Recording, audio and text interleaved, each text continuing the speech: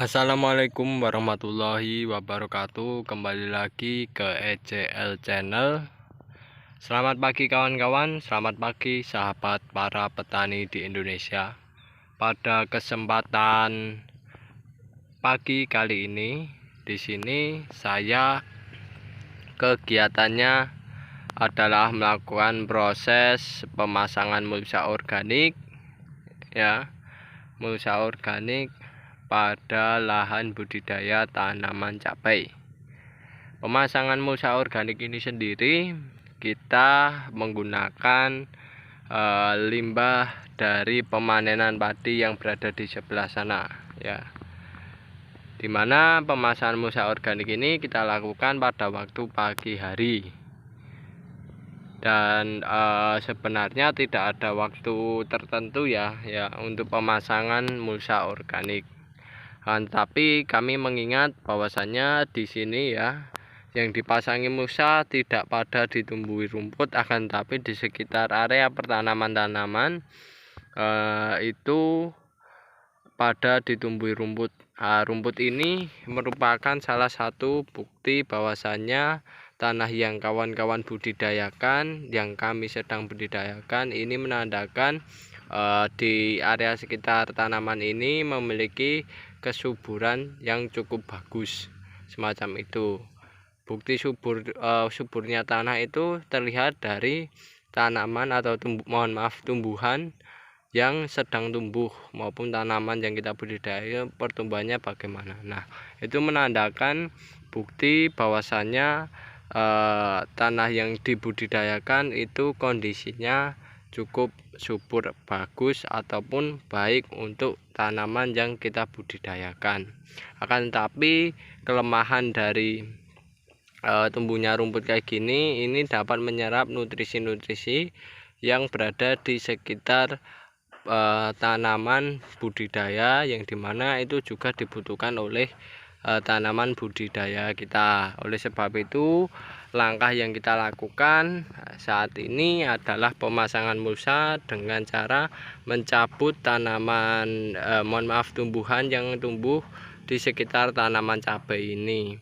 Dan yang jelas saat selain kita mencabut tanaman tumbuhan gulma ya, yang ini kita cabut, di sekitar area tumbuhan tanaman cabai, kita juga merempeli ya tunas-tunas yang berada di sekitaran tanaman yang tumbuh di bagian batang tanaman cabai.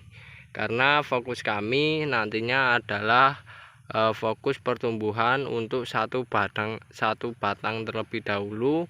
Nantinya ketika sudah satu batang, ini fokus berikutnya yaitu pembentukan cabang Y ya, kan semacam itu. Karena kami memilih satu batang ini karena saya rasa lebih kokoh dan bagian bawah itu sirkulasi udaranya jauh lebih bagus, sehingga nantinya kemungkinan untuk serangan jamur pada buah-buah tanaman cabai itu jauh lebih minim, karena sirkulasi udaranya jauh lebih bagus dibandingkan dengan kondisi yang terlalu padat dan terlalu lembab. Itu biasanya jamur mudah menyerang buah-buah cabai tersebut.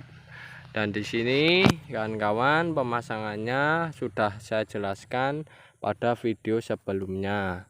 Dan pada kesempatan kali ini kita akan mereview juga mengenai tanaman cabai yang sudah disemprot dengan penggunaan PSB atau biasa disebut dengan fotosintetik bakteria, di mana PSB sendiri itu memiliki peran adalah melakukan proses pembantu tanaman untuk melakukan proses fotosintesis ya, dengan menyediakan cahaya yang cukup bagus. Dan di sini kan kawan, saya berikan contoh tanaman ya, dari satu bedeng ini contoh tanamannya, yaitu ada yang pertumbuhannya bagus, ada juga yang pertumbuhannya normal, ada juga yang pertumbuhannya agak kurang. Nah, ini biasanya karena pemberian nutrisi yang tidak merata. Akan tetapi itu tidak masalah bagi kami. Yang terpenting nantinya kita selalu berikan pupuk. Nanti lama-kelamaan mereka akan istilahnya bisa survive dengan sendirinya, tumbuh dengan normal, dengan bagus dan baik. Ya, yang terpenting pupuk selalu diberikan, insya Allah pertumbuhannya lama-kelamaan akan merata dengan sendirinya. Dan di kesempatan kali ini ya, karena saya ingin menerangkan PSB, ini kan kawan, saya beri gambaran tanaman yang bisa mewakili dari beberapa tanaman yang lainnya semacam itu. Ya, jadi ini salah satu tanaman yang dimana kita semprot dengan penggunaan bakteri fotosintesis, ya, yang dimana pada penyemprotan tersebut kita semprot, kita arahkan ke bagian atas maupun bagian bawah tanaman di kondisi siang hari, yang dimana kondisi siang hari itu sangat mendukung proses namanya fotosintesis. Dan ini setelah kita semprot ya, kita semprot dengan penggunaan PSB sebanyak 2 kali. Respon dari tanamannya, ini tanamannya daunnya hijau ya kan kawan, daunnya hijau. Hijaunya itu bukan hijau hijau muda, kan tetapi lebih hijaunya itu hijau pekat ya. Jadi ketika tanaman cabai ini daunnya hijau pekat, itu menandakan kandungan klorofil di dalam tanaman ini cukup bagus kan kawan ya, dalam artian cukup bagus tersebut, kandungannya cukup banyak ya. Ketika kandungan klorofil itu banyak, maka insya Allah dengan pemberian cahaya yang maksimal juga nanti fotosintesis tanaman itu juga bisa berlangsung dengan baik. Nah, ketika fotosintesis tanaman itu berlangsung dengan baik, maka yang terjadi adalah metabolisme tanaman akan melakukan kepada tanaman ya, metabolismenya akan berjalan pada tanaman itu juga secara baik, sehingga mereka akan menghasilkan pertumbuhan juga baik pula kan kawan, semacam itu. Dan selain ya ini, selain daun yang cukup bagus ya, yang warnanya hijau dari warna, yaitu dari fisiknya ya. Ini kan kawan, saya perlihatkan ini dari penyemprotan PSB kan kawan, daun tanaman cabai ini yang sebelumnya sudah mulai mengeriting ya, akibat mungkin serangan hama ya, ini pun kembali menuju ke normal ya kan kawan, kembali menuju ke normal. Dan kan bisa lihat ini ada juga serangan hama yang dirusak oleh belalang mungkin ya kan, belalang ataupun ulat ini ya, menurut kami belalang dan ulat ini kayaknya. Nah, ini kerusakan yang disebabkan oleh hama tersebut ya. Tanam daunnya ini masih menghasilkan warna yang cukup bagus ya kan kawan, dan lebar maupun panjang dari daunnya ini juga cukup bagus pula kan kawan, sehingga ketika kondisi fisiknya ini bagus ya, warnanya juga bagus dan terkena sinar matahari secara maksimal, insya Allah ini pertumbuhannya akan juga maksimal pula kan kawan, semacam itu. Dan ini dari segi batang pula ya kan, dari segi batang ini batangnya sudah mulai membesar dan mulai bagus. Dan ini kedalaman, nah ini kan kalau bisa lihat ya, mulsanya ini tebal banget ya kan kawan ya, tebal banget ya. Ini kedalaman dari tanahnya hingga tumbuhannya hingga saat ini itu sudah mencirikan bahasanya tanaman ini cukup bagus ya. Dan ini di usia kurang lebih saya itu penanaman kurang lebih 25 hari ya setelah tanam itu, ini sudah mulai bermunculan tunas Y ya, awal tunas Y. Dan ini ada satu bunga yang tumbuh di sini kan kawan, dan ini normal ya, bagian pucuknya juga ini hama-hamanya juga tidak terlalu menyerang ya tanaman cabai tersebut ya, karena kita sering semprot PSB setiap 1 minggu sekali agar apa, agar hama itu ketika menyerang tanaman cabai tersebut merasakan rasa yang berbeda dan hama itu beralih ke tempat yang lainnya semacam itu. Nah, ini salah satu menandakan bahwasannya respon dari penggunaan PSB itu cukup bagus, cukup baik juga untuk tanaman. Dan ini saya saranin penggunaan PSB nya kalau untuk di awal di masa pertumbuhan semacam ini ya, masih masa vegetatif ya kayak gini. Nah, itu kan kawan, penggunaannya jangan terlalu intensif ya.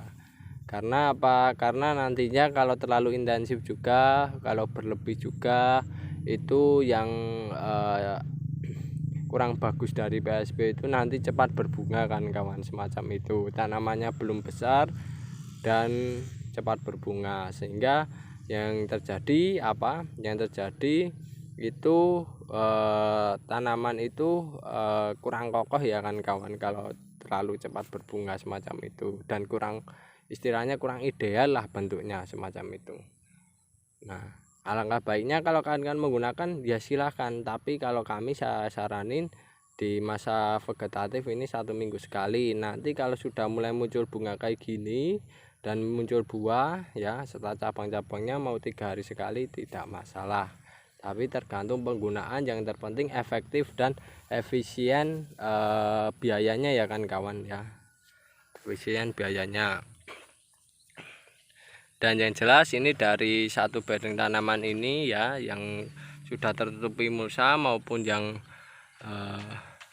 belum tertutupi mulsa, alhamdulillah responnya cukup bagus ya, cukup bagus dan cukup baik ya.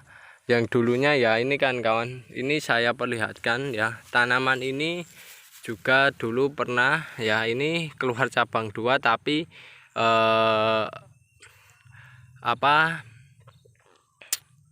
tanamannya itu secara pertumbuhannya kurang bagus ya kalau dilihat di awal.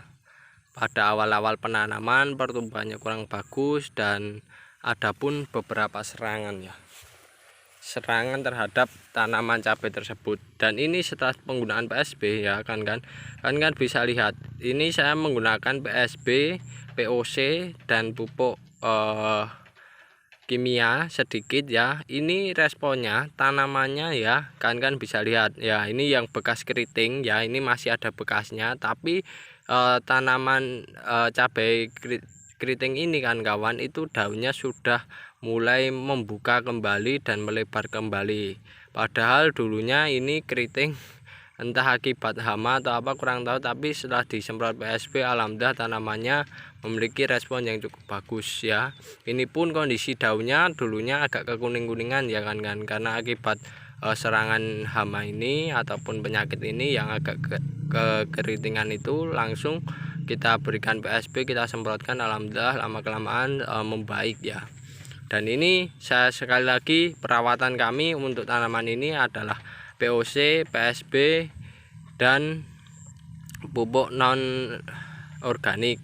Dan yang jelas yang langsung bersentuhan dengan daun bagian atas permukaan tanah, itu yang langsung bersentuhan adalah yaitu penggunaan PSB nya. Dan ini sudah banyak orang yang membuktikan bahwasannya PSB itu memberikan manfaat yang cukup bagus. Nah kan bisa lihat, ini juga ini kemarin terserang tapi lama kelamaan sudah mulai membuka dan membaik lah kan kawan. Oke kawan-kawan, itu dulu mengenai pembahasan kali ini mengenai respon dari kita menggunakan PSB. Yang jelas semasih organik dan bermanfaat serta menguntungkan, silahkan dipergunakan dengan baik. Oke, itu dulu, kurang lebihnya mohon maaf. Wassalamualaikum warahmatullahi wabarakatuh.